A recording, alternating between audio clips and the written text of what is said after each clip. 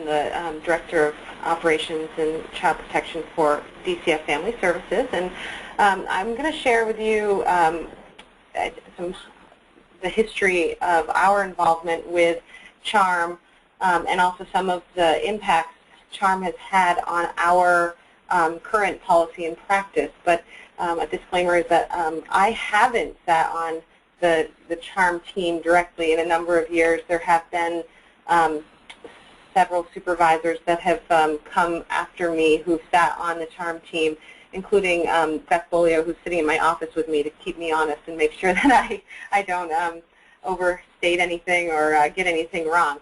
But when I was involved with CHARM, I was actually the supervisor in our Burlington district office, and it was back in what I would refer to as the early days of CHARM's formation when I was participating. And Sally mentioned this before, but I don't think it could be, I think it's worth saying again, that the early days were not easy days for anyone.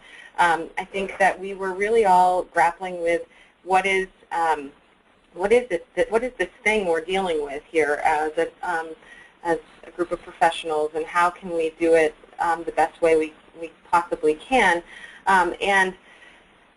This was during a period of time in Vermont where I would say that our own education, our own experience with opioids was very much in the formative years. We experienced in the early 2000s an increase in the use of opioids, much like Nancy described.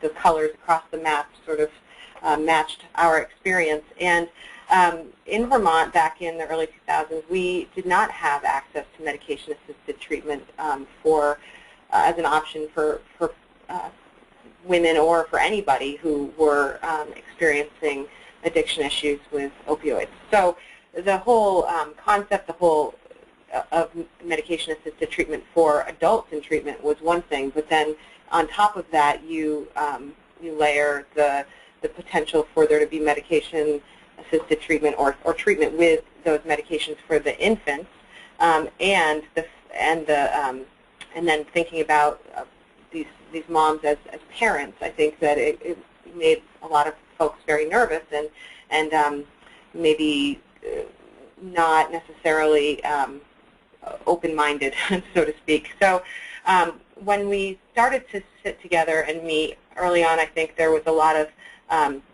concern about what each of our individual agendas were. So as Sally described, coming together with a shared philosophy was really very important. What was it that we all wanted to be true for these infants, and how could we try to find that common ground as opposed to